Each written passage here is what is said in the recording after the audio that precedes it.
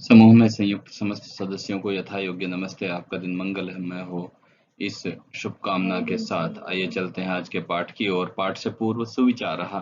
छायामन्यस्य कुर्वन्ति तिष्ठन्ति स्वयमातपे, फलान्यपि परार्थाय वृक्षाः सत्पुरुषा इव। अर्थात वृक्ष सत्पुरुषों के समान ही दूसरों को छाया देते हैं और स्वयं तपती धूप में खड़े रहते हैं।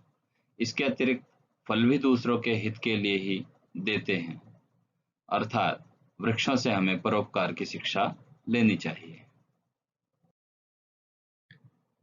षष्ठ प्रश्नः क अधोलिखितानि सर्वनामपदानि कस्मै प्रयुक्तानि इति वाक्य समक्षे लिखता।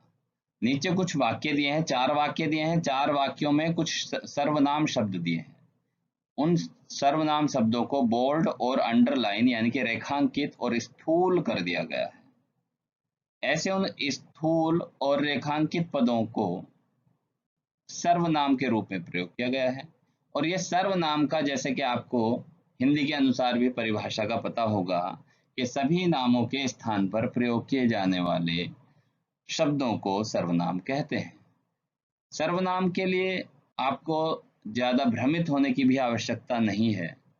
सर्वनाम से ही पता चल रहा है कि सर्वनाम का क्या अर्थ है। सर्व माने सब, नाम माने नाम के स्थान पर प्रयोग किए जाने वाले शब्द।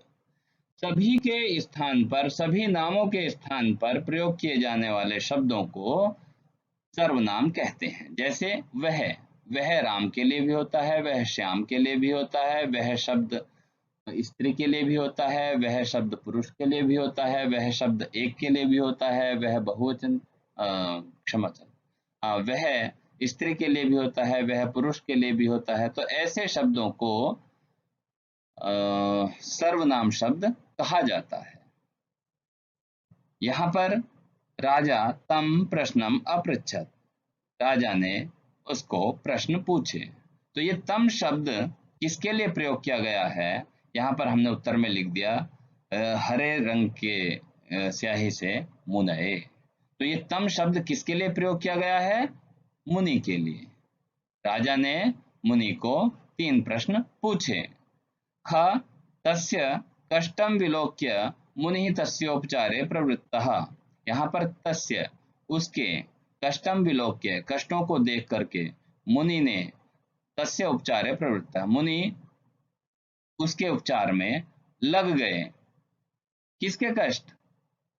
पुरुष के कष्ट। इसलिए यहाँ पर तस्य शब्द का प्रयोग पुरुषाय, पुरुष के लिए किया गया है। सह निराशो भूत्वा प्रत्यावर्तनस्य विचारम अकरोत्।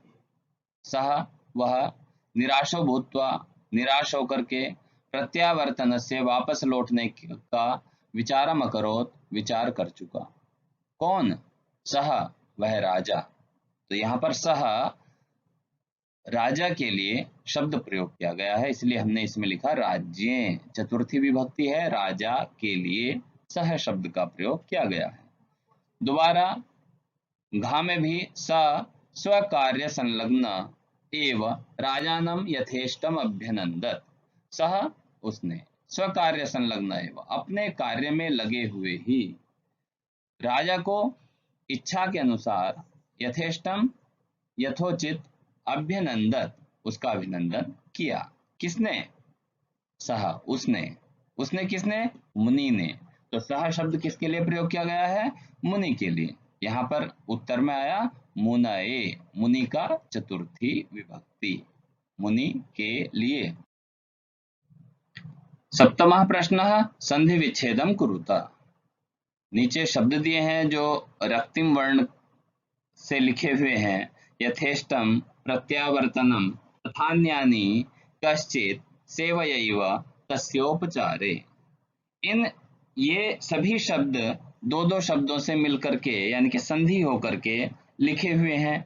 हमें इनको विच्छेद अलग अलग करना है, लेकिन संधि के नियमों के अनुसार, संधि विच्छेद के नियमों के अनुसार। क्या देखेंगे? यथेष्टम, यथेष्टम, यथा जैसी, इष्टम इच्छा, जैसी इच्छा। यथा धन इष्टम, ऐसे ही यहाँ पर गुण संधि है, ए आ और ई मिलकर के ए के रूप में संयुक्त हो गए यथेष्टम।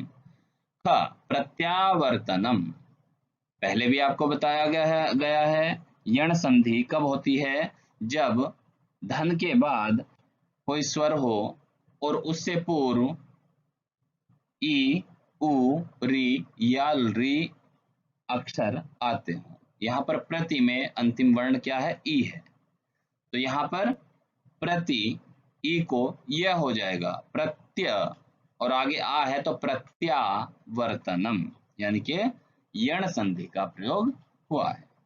ग तथान्यानि, तथा धन अन्यानि, तथा में आ है, अन्य में अ है, दोनों तरफ समान वर्ण है, यानी कि दोनों तरफ आ और अ दोनों को एक समान वर्ण माना जाता है।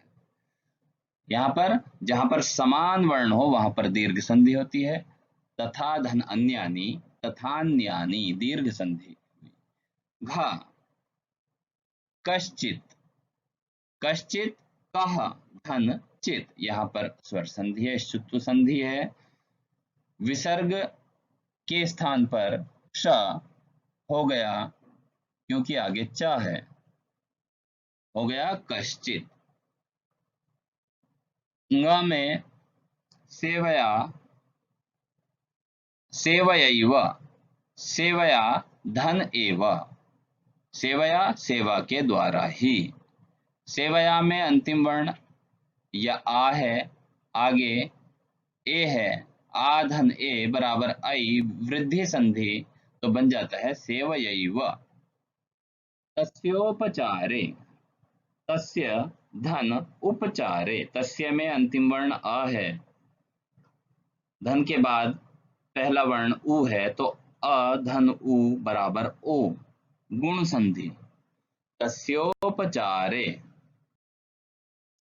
प्यारे विद्यार्थियों, सभी प्रश्नों के उत्तर अपनी अभ्यास पुस्तिका में लिख करके कंठस्थ करना है, और कम से कम इन सभी पाठ्य को, इस सभी प्रश्नों को, इन सभी प्रश्नों की जो लिखित पाठ्य सामग्री है, इसको कम से कम 2 बार आपको पढ़ना है, उच्चारण करना है, मुख से बोलना है, जोर जोर से बोलना है।